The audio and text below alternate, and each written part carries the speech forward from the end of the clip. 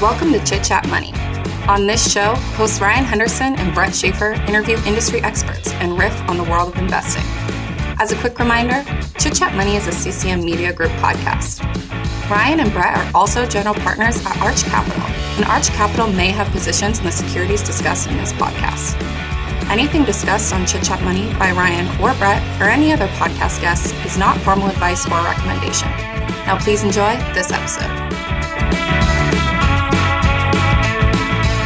Welcome to the Chit Chat Money. My name is Brett Schafer, and I'm joined by my co-host Ryan Henderson as always. And today it is Tuesday, so it is our not so deep dive episode where we analyze one stock, covering its business model, financials, future growth opportunities. We call it the quote unquote not so deep dive, but that is a little bit in jest. We do want to try to cover this company comprehensively, and hopefully, if this is a company you haven't heard of before, or if you've likely heard of this company, but if you haven't looked at the investment and case before, we hope after listening to this episode, you either get inspired to put it on your watch list or not, or you get inspired to keep it off your watch list. You find some red flags that maybe we found as well.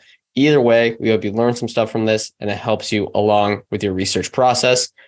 Today, we are talking about Lowe's as we continue as our second week in the share cannibal month. Lowe's has been a really big repurchaser of stock and is a duopoly in the home improvement space, along with another company people know, Home Depot.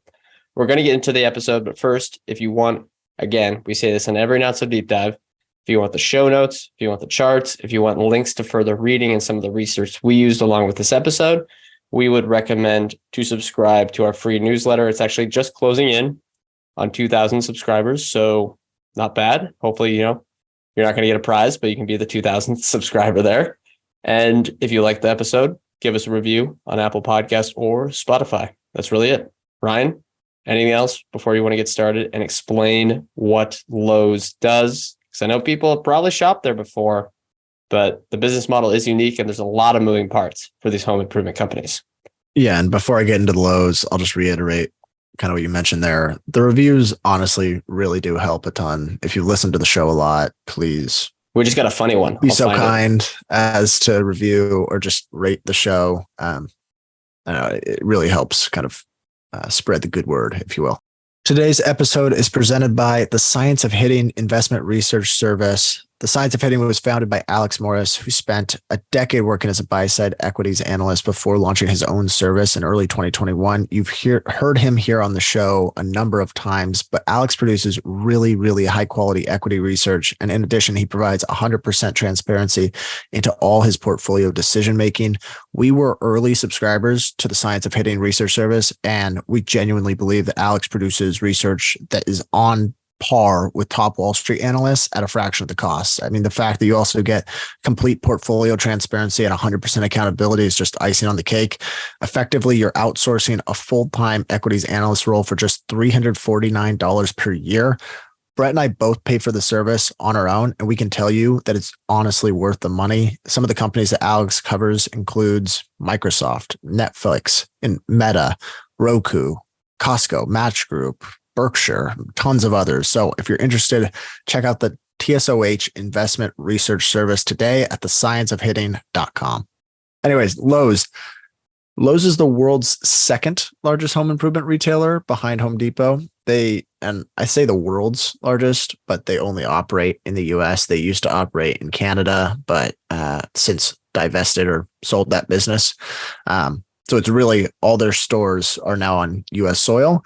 And they've got about just over 1,700 stores located throughout the U.S. Each one of these averages pretty much 144,000 square feet in size if you include the outdoor garden section.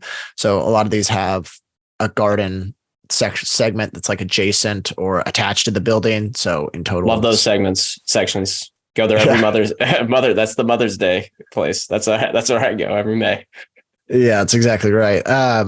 But to kind of give some context on that, Home Depot is about the same size, but it's like the average Walmart is around 187,000 square feet. So kind of 75% of the size of a Walmart, if you want to think about it like that. I'm sure people are familiar with the Lowe's layouts, but Lowe's sells a ton of different stuff.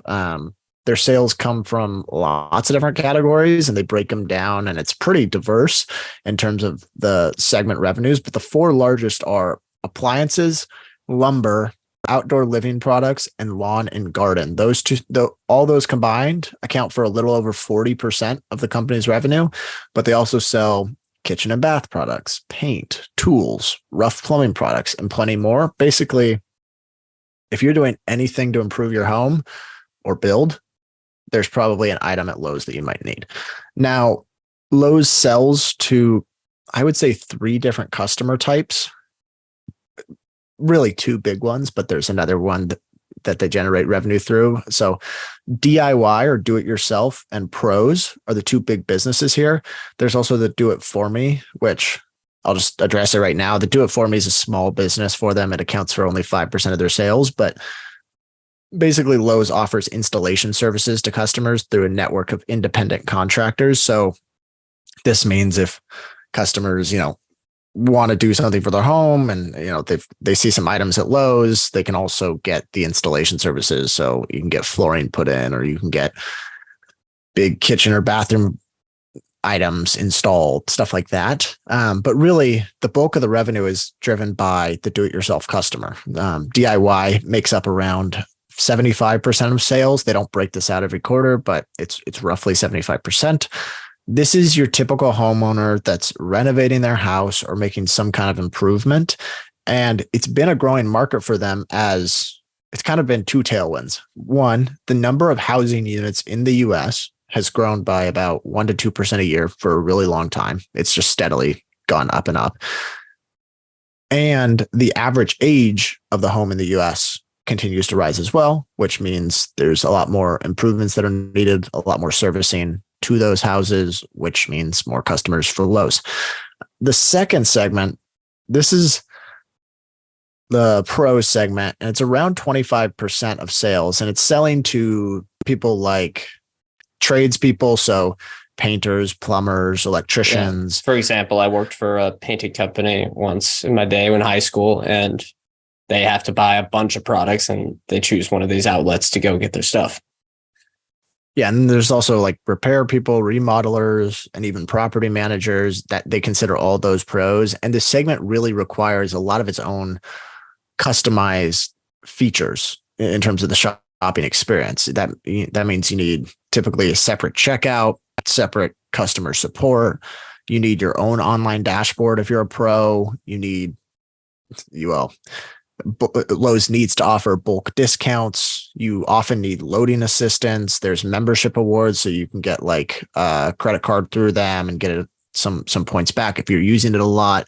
Basically, if you're a small team or you're a pro contractor, you're going to be coming here so frequently, you need a different experience. And Lowe's has been a little slow to the game, which is kind of interesting considering that we're going to look at their history in a second, but that's where their genesis really was. They catered to the contractor for the majority of their history until about the 80s, when they started to push more towards the do-it-yourself segment. And now they've been slow to adapt to what Home Depot has done, which has been, Home Depot gets 50% of their revenue from the pros segment, and they have a larger revenue base than Lowe's. So it's almost 3 times the size Home Depot's pros business is. And so Lowe's has really been in catch-up mode, and they've done a pretty decent job of that, making some headway, especially in the small to medium-sized pros. And we're going to talk about that segment a lot today, but that's kind of, it's a big growth market for them. So it's something to keep an eye on. I guess the focus over the last decade or so has really been this total home strategy. They're going to talk about this a lot. And when you look at the store count over the last decade, it got up to like 2,100 around stores in total, and now it's back down to 1,700. But really, store growth has not been a big pillar of the overall revenue growth strategy here for Lowe's. It's really been kind of the hard stuff, which is generating a higher sales per square foot of your existing logistics or your existing infrastructure. And a lot of that has come through building out omni-channel functionality, giving the right resources to pros to come back and order bigger bulk items and order more. improving the supply chain so that you're getting these products sorted on the shelves in a cheaper manner, and really driving the operating income on a per store basis as opposed to just. Or one other thing I'd mention there that they talked about is they used to, under the old management, not have the right items for specific geographies. So they said they would have a bunch of stuff for rain in Phoenix for some reason, because they just distributed all throughout the region. And it wasn't probably that egregious of just a bunch of stuff for rain, but they took out things that each region needs and they really distribute it across. They're just being a lot smarter, I think, in doing the small things right. Yeah. And that's, there's 5 pillars under their total home strategy. And it's 1, drive pro penetration; 2, accelerate the online business; 3, expand installation services; 4, drive localization. Like Brett just mentioned, Lowe's was just basically expanding so quickly nationally that they were just kind of replicating the same store across the country. And in Phoenix, you probably don't need that much rain protection products like you might in Vermont or something like that. So, that's been another pillar of their strategy. And then the 5th one has been to elevate the assortment. They've kind of shifted to a lot of private brands in recent years, which frustrated some pros because pros tend to be brand loyal. And so they've been trying to improve the assortment to kind of cater to not only the do-it-yourselfers and the higher margin proprietary products that Lowe's has, like Stainmaster and stuff like that, but also the national brands that pros know and love. When we look at the history, the origins for Lowe's started in 1921, actually. So like 50 years, I think, before Home Depot ever came on the scene. Although it was really not much of a business at the time. So Lucius Lowe opened a hardware store in North Wilkesboro, North Carolina. The store was moderately successful, but Lucius never really wanted to expand the business. And Lucius Lowe actually passed away in 1940. And the business, it was kind of a weird family thing, but it was inherited by the sister, who then sold it to her brother. And smells like taxes. Smells like tax avoidance. Well, maybe there was some mixed histories here in terms of different sources kind of telling different things, but her brother went off to serve in World War II. And at the time, the sister was kind of running the stores, but it was pretty close to failing. And she was married to a guy named Carl Buchan. And Carl, who was also serving in World War II, got honorable discharge. And so he came back, and the brother was like, Buchan was like, hey, I'll run this business for you. And Buchan is largely credited with building the modern Lowe's. And he said, I'll help run this business. And I think his name was Jim Lowe, who was still abroad at the time, said, okay, you can do it, but you have to go mark all the inventory and buy it all from me. And then we can become 50-50 partners. And so that's exactly what he did. And Carl Buchan had the awareness, or he apparently anticipated that he thought there was going to be a post-World War II construction boom. And so prior to 1943 timeframe, he was more of like, the store was more like farm stock, stuff like that, like seeds, not necessarily catered just to home improvement. And so Buchan really transitioned the business to being focused on hardware and building materials, which ended up really successful for them. And so they began to expand into other locations throughout North Carolina. Around that time, Buchan, I'm not sure why, I don't know what drove it, but he became the sole owner of the hard goods business. And Jim Lowe instead started the Lowe's Foods grocery chain, which I'm not sure what happened to it, but I don't hear about it much today. So unless it was acquired or something, it seems like it's probably not around. And then the 50s really marked a period of steady expansion for Lowe's, and really just kind of overall, they more professionalized the operation. So they had like an actual management team by the end of this. It wasn't just one guy kind of running it. And Buchan actually died 44 years old of a heart attack in 1960. And so the management team the next year decided to take the company public. Interestingly, at the time, Lowe's was still focused on the professional builder, which I find kind of interesting given where they're at today. And it wasn't until about 1978 that they began to market themselves as the DIY demographic. Like if you're improving your home, come here. They would have like posters up all over the place to like, you can improve your home on your own, that kind of thing. And then from that point forward, I guess the Lowe story has been really an expansion of that hardware, building materials, do-it-yourself model all across the country. And the expansion, I guess, in terms of storefront kind of stopped around the 2010 timeframe. That's also coincidentally between 2005 and 2010.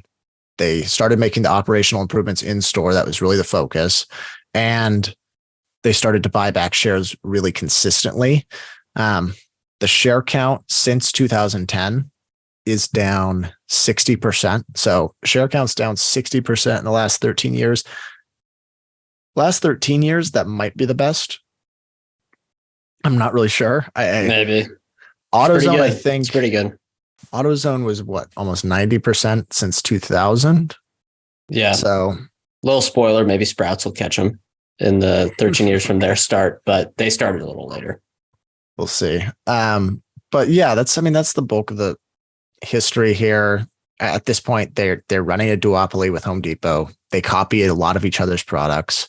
They've been in catch-up mode on the pros business, but they've done a decent job cutting into market share. And all in all, Home Depot and Lowe's have just eaten market share from a lot of the mom and pop shops. The other thing I'll mention here, 2018, Bill Ackman made this like 25% of his portfolio at Pershing Square, and he still owns 1% of the company today. So it's not a big piece, but he is still involved. Yeah, and big piece for him. There's some letters from Pershing Square that we'll include in the source notes here. Let me hit the industry and competition. As anyone might expect, Lowe's clearly has a large addressable market. It operates in the home improvement building space, and it sees the annual spending there at approximately $1 trillion. So you look at Home Depot, you look at Lowe's, they're at approximately, I think, $250 billion in revenue. Home Depot is slightly larger. So Lowe's at $96 billion in revenue, or just slightly under $100 billion, is closing in on around 10% market share for the entire industry. So they are a large competitor, but they're not anywhere near. If you look at Home Depot and Lowe's combined, they're at about 25% market share. And if you look at some other retail concepts or some other, I guess it's different industries will have different market shares for the leaders. And when these duopolies form, you typically see the market share is higher. So I think it's a big positive for me, is you wouldn't be surprised if that's inched up to 30, 35%, 40% over the next couple decades. Yeah. And I'd add, although Home Depot's store base is not really that far off from Lowe's, they are about 50% larger in terms of revenue. I'm not sure. The numbers were a little bit confusing in terms of what you mentioned there, but 50% larger pretty much. Yep. Yeah. And well, combined, Lowe's and Home Depot do about $250 billion in revenue. So about 25% of the market. And if you do the math there, that means Home Depot is about $150 billion in revenue. And that comes into the pros business, which we'll probably discuss later. You can divide the total addressable market into half pro customers, half DIY individuals. But Lowe's serves about 75% DIY and 25% pro at the moment. So they're skewing much more to DIY, which may have higher margin, but they're sacrificing a lot of revenue to the competition, such as Home Depot. They want to expand the presence of pro this decade, or I guess just make a better product for them. It's something they were behind for a long time. And again, we'll discuss that later. Management says that there are three factors that affect, or at least three macro factors that can affect the demand for its business. This is personal incomes, age of the housing stock, and home price appreciation. And age of the housing stock just means average age of a home. So are they average? Were they built 40 years ago? Were they built 30 years ago? Today, the average age of a home in the United States, I believe, is 41 or maybe 40. I'll have the chart in the newsletter. It's pretty easy to find.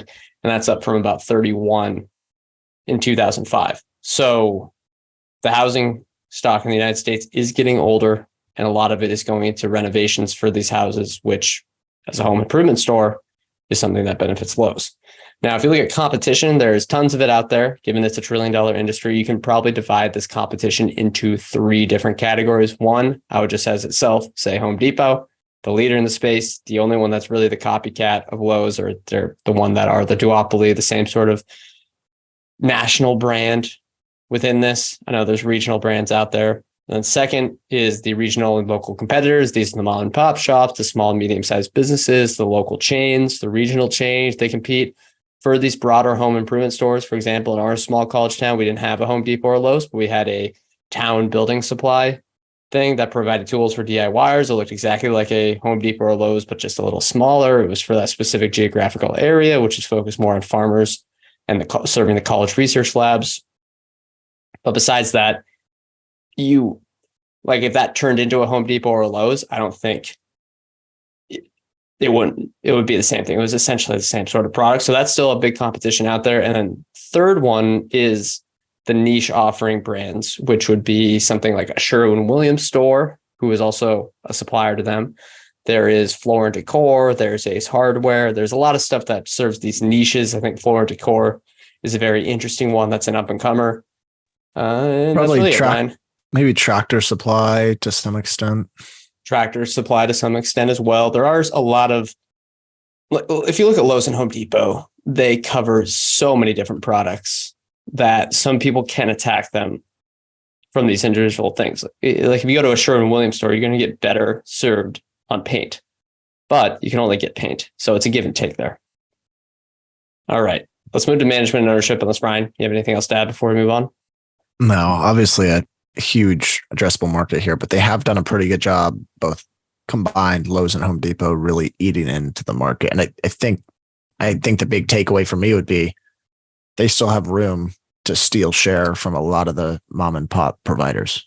Yeah, it'd be interesting if they eventually start trying to grow store count or buy out these local mom and pop providers in certain areas across the country. Again, our college town was a clear example of that, where they could do that. I'm not sure if there's an opportunity there or not. But yes, the market share isn't as big as you might think. And it's easy to see why they are going to have better value proposition for everyone. It's similar to Walmart. It's similar to Amazon. They can have a better price, same margin. They're going to negotiate with the suppliers better. Okay. Management and ownership. Lowe's is led by Marvin Ellison today. He is someone who has been around the retail business for a long time. He was appointed CEO of this company in 2018 after getting appointed to turn around JCPenney. Before that, I don't think we can fault him for the company failing there, but I think he was given that JCPenney job because he has a great track record. And if anyone could fix it, they could, but that probably was an unfixable business. Previously, before the JCPenney tenure, he worked at both Target and Home Depot. The Home Depot experience is quite interesting. Here's a quote from his bio. Quote, he has extensive experience in the home improvement industry, having spent 12 years in senior level operation roles with the Home Depot. Most notably, he served as executive vice president of U.S. stores from 2008 to 2014, dramatically improving customer service and efficiency across the organization. And as he oversaw U.S. sales, operations, installation services, tool rento, and pro strategic initiatives. It seems like he's taking all of that and applying it to Lowe's. What do you think? Yeah, I totally agree. What are your thoughts on Marvin Ellison in general? Perfect pick for this company. Yeah, I agree. I wonder how old he is because he has been in the industry for 35 years, but doesn't look that old. I guess I didn't check. I'm guessing he's probably in his 60s or late 50s. Yeah, just based on looks, he looked fairly young, but it might be an outdated picture or something. No, he seems like he has a really good grasp on the operations and how to actually serve the customers, which is, in my opinion, kind of the hard stuff. It's complex industry. Yeah, I would be, if you put me in charge of customer stuff here, I would be lost. It's very complex. Yeah, I mean, you look at the pros business, there are so many nuances and little things the pros need, like loading help or, their own software dashboard that tracks how much they've spent on lumber, how much they've spent on all this different stuff. That's you need someone who knows the pros business, which Marvin Ellison seems like the perfect guy. Yep. And they do. I think it's funny. I find it funny when they talk about continuous improvement, kind of stealing that from some of the other companies that use that. But I think that's also a good thing to do. Have that sort of mindset, have that sort of culture thing, even though it might just be plastered over a bunch of IR presentations. If we look at executive compensation, they use the standard base salary, annual bonuses, and stock awards. If we look at annual bonuses, pretty good targets here. You have sales targets and operating income targets. I think those are both solid. And then you have a tiny amount is based off of pro sales growth and inventory turnover. Then if we look at their performance stock units and options, they are based on ROIC hurdles, or some of the options are time-based, but they have the performance stock units that are return on invested capital hurdles, and then total shareholder return hurdles relative to the S&P 500. I find those both to be fine, and that should incentivize them to continue repurchasing shares. I would say if we look at their ownership page, nothing special, no real insider ownership, basically just a bunch of investment banks and passives owning it here. It's just a lot of the big funds, as you might expect with one of the largest companies in the world.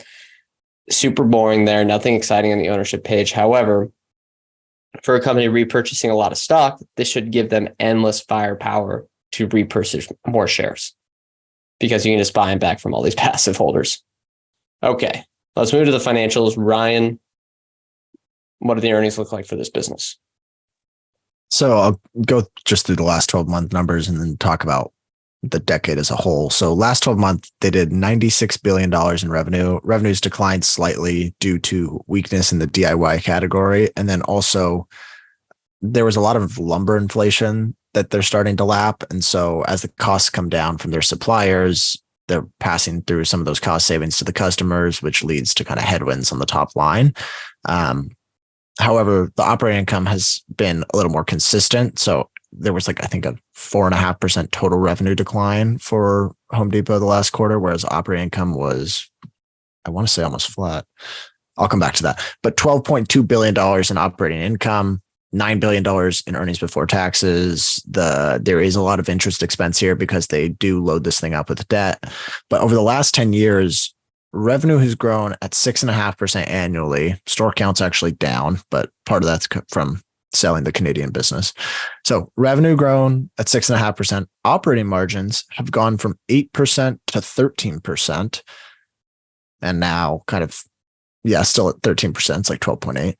And then earnings per share is up 18.5% annually. I put here in parentheses, God bless that buyback. They have used all their cash and then some to repurchase shares, which is really, you can see revenue growth plus margin expansion plus a great buyback program. That is a recipe for great shareholder returns. Oh yeah. Anything else there? Nothing. Pretty simple. It's been a pretty simple story after the great financial crisis. They are a bit cyclical because, like I mentioned, they said there's 3 macro factors: personal income. So during a recession, they're going to get hit. Age of the housing stock, which I guess is more of a durable tailwind, but then home price appreciation, which I guess some people think home prices can't fall, but there is a chance. We'll maybe talk about it later. It has stagnated after the mortgage rates started to rise again. So that could be another factor affecting people or affecting their business. Yeah. And the other part is there was just a lot of home renovations during COVID, which coming out of that, it's been a tough market for them on the DIY side, but the pros business seems to be pretty steady. When we look at the balance sheet, $3 billion in cash, they do have a lot of money tied up in inventory, as you might expect. And then they own 90% of their stores. So $17 billion in property value, essentially. I don't know. Probably doesn't matter unless you're liquidating the business or anything, but just kind of worth noting. I thought liabilities, the big one here is that they have $36 billion in long-term debt. They've done a wonderful job structuring their debt. 70% of it is due after 2027. The weighted average interest rate is 3.8%, and their net debt to EBITDA is basically at 3 times. So they have used that debt to basically buy back shares and juice the earnings per share. And I would say it's probably been one of the best levered buyback programs I've looked at over the last 10 years. Probably haven't seen that many, but they've just done a phenomenal job. Yeah. I'm thinking moving forward, rates are a little bit higher. So they've had a couple rounds of new bonds they have offered at slightly higher rates, but even even at those rates, they're getting a good return because they're getting good returns on invested capital in new stores and stuff like that. And then they're also repurchasing shares at what, basically 6 or 7% free cash flow or operating income, operating earnings yield. So really, I mean, it feels like they can continue to do it. Maybe from here, they start to buy back a little more. They start to use more of the free cash flow to power the buybacks as opposed to the debt, just because debt's been so cheap for them over the last 5 to 10 years. But really, I thought all in all, this is probably one of the better balance sheets I've ever looked at. Yeah. And you mentioned new stores, but part of their strategy is really not to open stores. So I think I'll just make that clarification for listeners.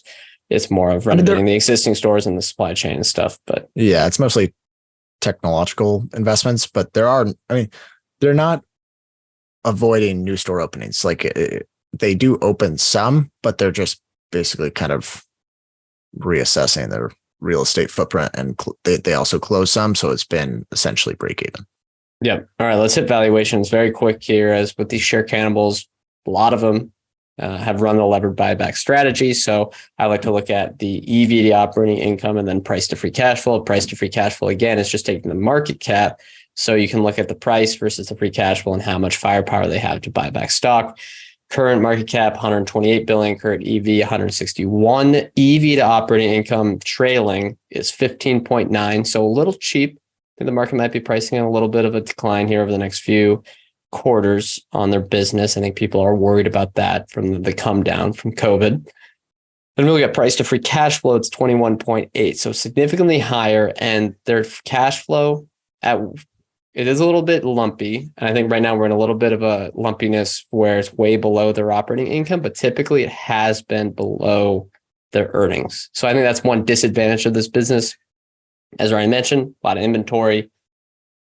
They're not going to generate a working capital advantage. In fact, they're going to have probably a working capital disadvantage. So that's something that's going to hurt them, but not too much. It generally, cash flow, if I look at the long-term chart, generally tracks operating income, but just slightly lower. All right. Anecdotal evidence, Ryan, probably not too important here, but what do you think? Anything important for listeners? Yeah, I think I'm kind of the same as you here because I'm reading yours. When I think, oh, okay, I need to go get something to whatever, something industrial, I always think Home Depot. Like it's just the first thought in terms of where I go. But I've been in some Lowe's and they're really not that different. For some reason, the Home Depot brand just is kind of the first thing that pops into my mind. Yeah, I go to Home Depot for some reason, but no, I think I'd be happy at a Lowe's. I don't know why I go there. Maybe it's just closer from my house. Lowe's always has like that really sweet lawnmower set up right out front. You ever see this? It's like just rows of John Deere. Yeah, I guess. All right. Anything else before future growth opportunities? No, I don't think so. Okay. What do you got the important one? So why don't you talk about the pros penetration? Because this could be the biggest growth driver for the next decade or so. Yeah. So, despite its roots being pretty much based in the contractors business, Lowe's, I've already talked about it, but they've been behind the ball when it comes to properly serving the pros group. And so there was actually at a recent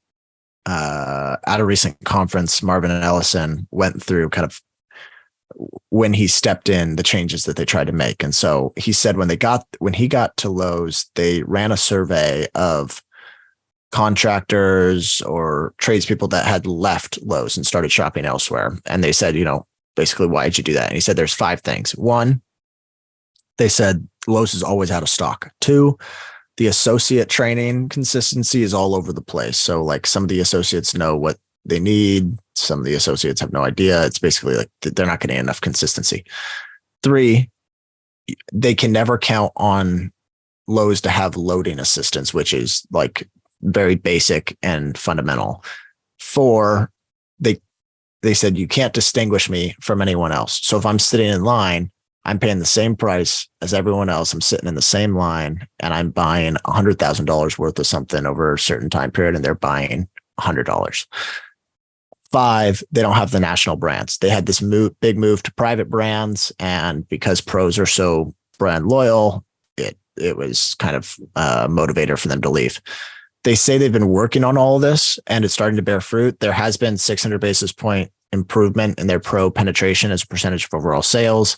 And that's at a time when do-it-yourself is actually growing as well. So it seems like they're taking the right steps, but I just think like I did like kind of I read this long comparison right up on the two pros programs, Lowe's and Home Depot. They seem very similar. So I wonder what's driving Home Depot's big success here. I think Lowe's just bad at it for many years. It's going to be a long road of Lowe's to gain some market share, but I can see it happening. It's just going to be long and steady and not going to be overnight. Yeah. I did see one thing that said Home Depot just has better like business management tools if you're a contractor. So if you're like a big business and you can like send runners to get the stuff, and it's like just the software is all easier from Home Depot, but it's kind of just anecdotal from a couple surveys. All right. Well, that leads into my future growth opportunity is the getting off of the legacy software and operating systems. They identified this a couple of years ago. I think it was probably when Ellison took over as CEO. So when you look at a core future growth opportunity for Lowe's, it's really difficult because they just want to drive more volumes into their existing stores and ride U.S. economic growth. There's not some crazy thing that product they've come up with. Maybe the pros thing was a big focus, but one way they are trying to, reduce friction and hopefully that which leads to increasing volumes, better efficiency, is to get rid of the legacy software programs that they had for decades and upgrade the entire Lowe's ecosystem to modern software programs, modern systems, which can really help the omni-channel experience. So it'll make it easier for them to serve pros, individuals, e-commerce, delivery, basically everything a lot more seamless for their workers, which is a lot more seamless for their customers. Hopefully it leads to steady comp sale increases or growth, without increasing much in cost. If we look at this chart that'll be in the newsletter in 2019, they were on 90% legacy systems. And by 2024, they plan to eliminate all of the legacy systems into modern systems, which I assume are just internet connected, cloud connected, not really bulky old products, and hopefully getting everyone in real time all into this Lowe's ecosystem to help a store run much more efficiently for their customers, which will make them more money and make their customers more happy. Yeah, that's really it. I mean, the total home strategy, it's kind of this general concept that they talk about every single quarter, but it's really in just the very basic fundamental things that they're improving, which is kind of hard to talk about as an investor. It's kind of just this amalgamation of tiny improvements that has driven improved sales per square foot. Yeah, 100%. All right. And inflation.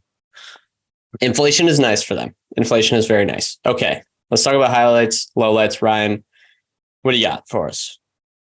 The highlights, I mean, it's obviously a very durable business. It's been around for a long time.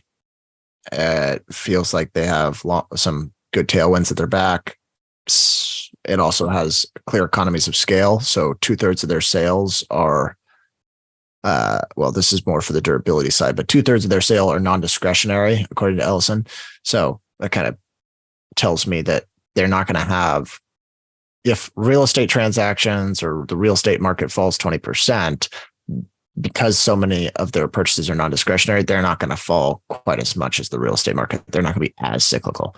The second one is, they get better rates from suppliers because they're huge. And suppliers know that they're going to drive more volume. Go look at a company like Trex and look at their financial statements, and it'll say, 50% of our sales come from 2 customers.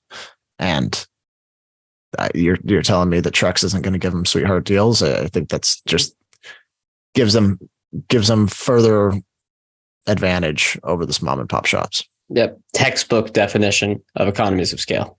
Yeah. And then the second one, I think it's honestly a positive that they've been kind of losing to Home Depot in a lot of ways. And yet the returns on invested capital and the improvements in operating margins and operating income has been so solid, because it makes me feel like if they start to really make up some ground on the sales per square foot, or which they are the last few years.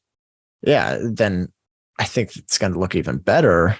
The other part is it seems like so much of the focus from analysts and investors is like, how's the competition? Like, how are you faring against the competition? When in reality, they're growing on their own. Like, it's still a good business, even if it's not as good as Home Depot.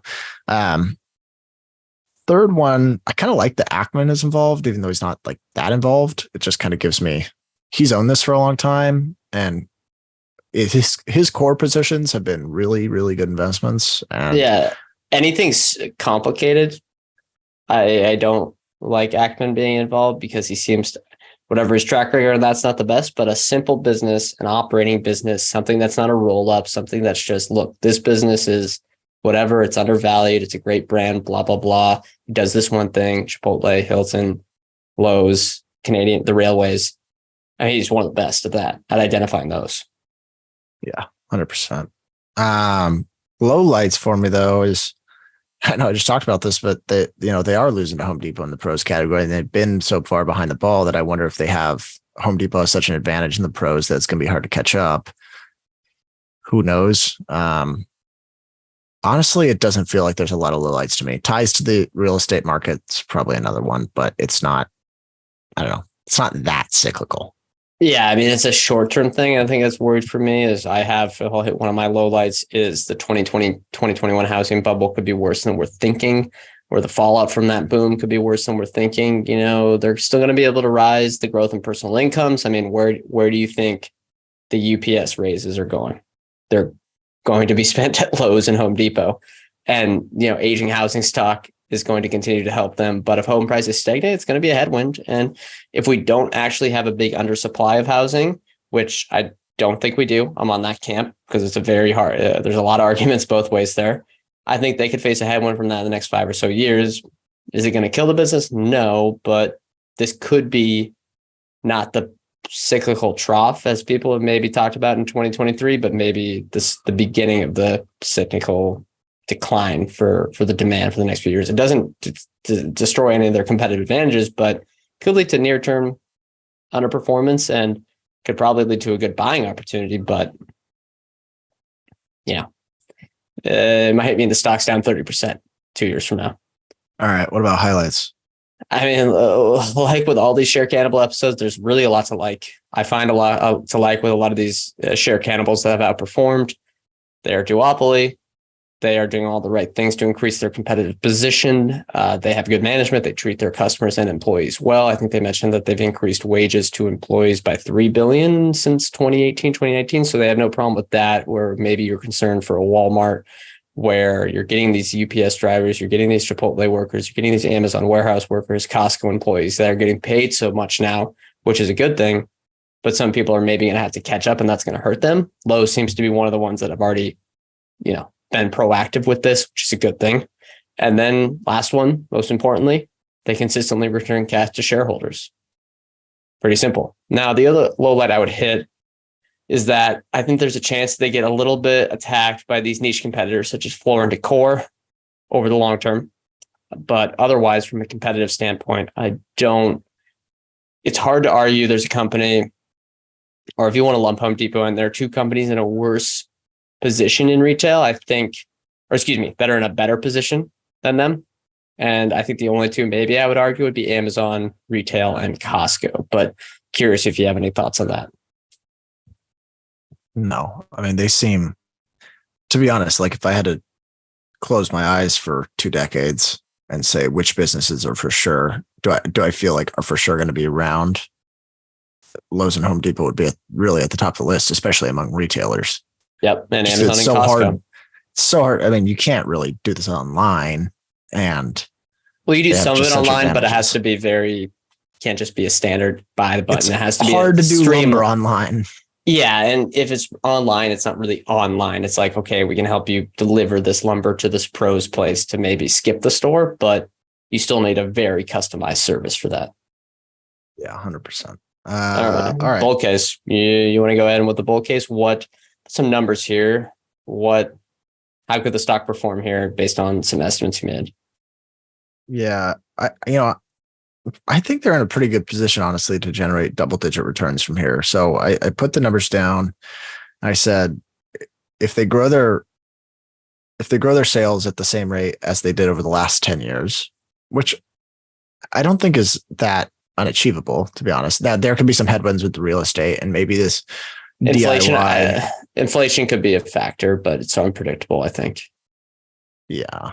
But I mean, they grew revenue by 6%, 6.5% over the last decade. So I said, if they grow revenue at 6%, margins stay flat, actually down 12, then they just stay at 12%, and they use all their cash flow to buy back stock, you're probably going to get 12 to 13% earnings per share growth over the next 5-10 years. If the multiple drops, you'll get some multiple compression, but that means the EPS figure is going to grow even higher because they're so committed to this buyback. So, or they could even take on more debt from here and juice the buyback even further, because I think, frankly, a business this predictable could run at more than 3 times leverage. You're going to get good returns. You're going to get at least double digits. And honestly, it trades. It's not a commanding or demanding multiple here. I think it's like 16 times EV to operating income. That's exactly right. Yeah. So which is that's in line with the historical average. Yeah, exactly. Yeah. It's not some sort of peak year. We're not also at the peak 2021 earnings anymore. I would say I think margins can probably rise a little bit, which can be a big factor. If something goes from 12% margins to 15% over a long time period, that can be a huge boost, especially if sales are durable. And for me, the bull case has to be kind of look at it, and you can put exact numbers on it, but we don't know what the exact numbers are going to be. Then you need to be confident in probably 3 things going right for you, which is 1, consistently positive comp sales, which is probably pretty easy for them to do as long as there isn't giant deflation. If that happens, we got more problems on our hands. Second one, steady margin, or not compression. I wrote compression, but I mean, basically it stays the same or goes up. So expansion. And then third, consistent dividends and share repurchases, which I think they'll continue. So you're really betting on. The only thing I don't like as much about Home Depot and Lowe's is you're taking a little bit of a macro bet, I think, whenever you buy one of these things, at least for your timing. At the low enough multiple, you're not, but I think a little bit sometimes. Like if you bought, the multiple didn't look crazy in 2021, but the macro had to come into factor for you because it was a bad time to buy. Macro came into the multiple probably didn't look that great in 2011. But you had to make a little bit of a macro bet there. I mean, Ackman made a macro bet when he bought Lowe's in 2011. I don't think it's crazy to make that bet, but it's part of it's definitely comes into play here. I think a lot of people say that like it's kind of a bet on housing in a way, but I mean, somewhat. I don't know. It's not the whole thing. Kind of muted relative to housing. Like obviously there's correlation. But it's not, you're basically betting that the U.S. economy does fine. Yeah, well, what's the U.S. economy? A lot of it's housing. Yeah, but also like savings rates. Like you're just assuming that, we don't go into depression. Yeah, where do the savings come from? Housing. I don't know. There's a lot of ways to go about it. It's not the everything, but I think it's part of it is if you look at market. Yeah. I don't know. If you just look at the revenue over the last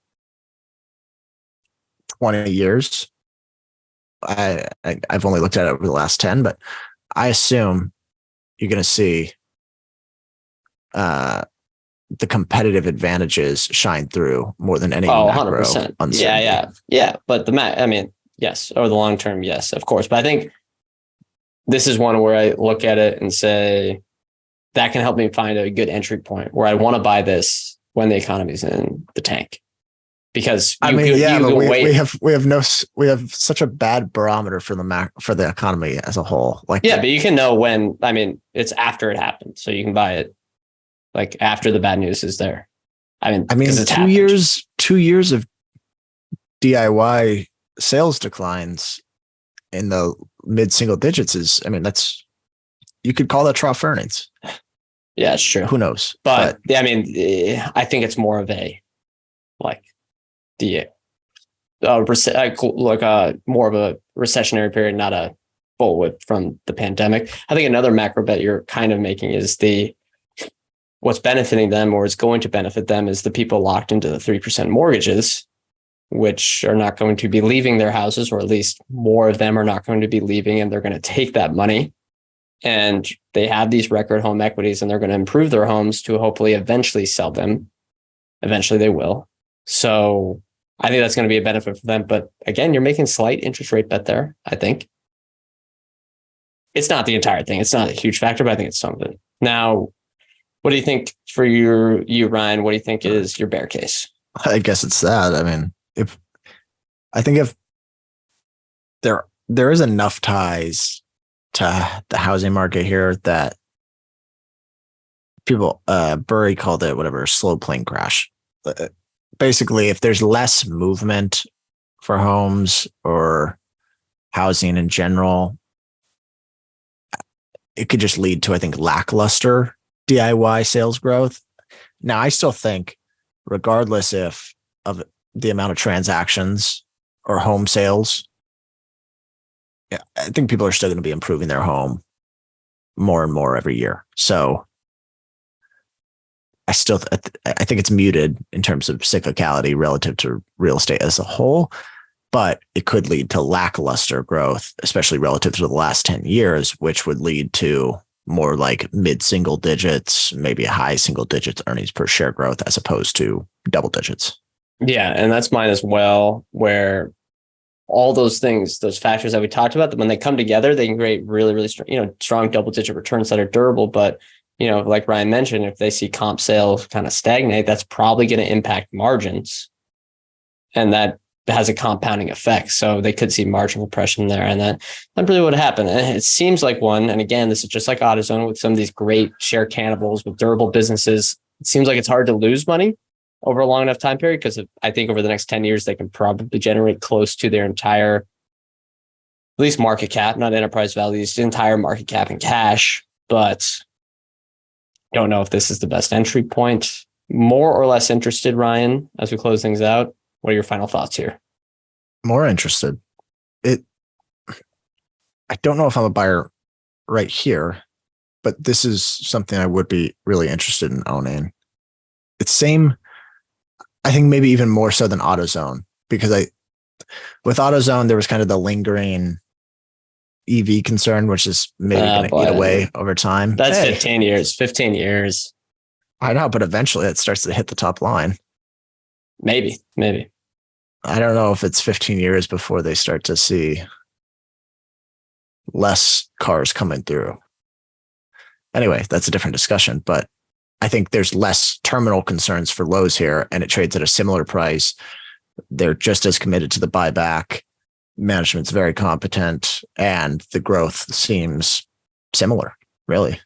Yeah, I'm more interested. As with AutoZone, I'm looking for the earnings multiple to be lower for share cannibals. They're something that I think people underrate is a share cannibal trading at 10 times earnings, where it gives you an incredible amount of margin of safety. That business is durable. So I'd look for them at a trough earnings multiple of 10. Now, that may never happen, or it might not happen for a long time, but it's going to stick on the watch list. And unless something drastically changes with this business and they come up with some boneheaded strategies, it is an incredibly easy buy at 10 times earnings with their competitive advantage. And it could happen. I mean, they're not too far away. It'd be a 30% drop from here or something like that. But that's what I'm waiting for. Okay. The EV to EBIT for Lowe's in 2015 was basically 17 times. Yeah. Since that point, returns are 450% total returns. Yeah. And what are their margins? I mean, less, and not the housing boom yet. Like beginning of a housing boom, like 2-3 years into a housing boom after a terrible crash. Yeah, but this is a business that's 50 years old. There's been a housing boom for the last 100 years. I think it's probably more likely that continues. I mean, that's a different. There's a lot more variables there, but I don't know. I think they just have a ton of. If you have a really ultra long term portfolio, I could see Lowe's getting in there right now. Yeah. Yeah. I mean, I don't think you go, like I said, I don't think you can go wrong with it. What's the biggest holdup for you to owning it today? Oh, I think it's just that the housing market right now is just incredibly uncertain.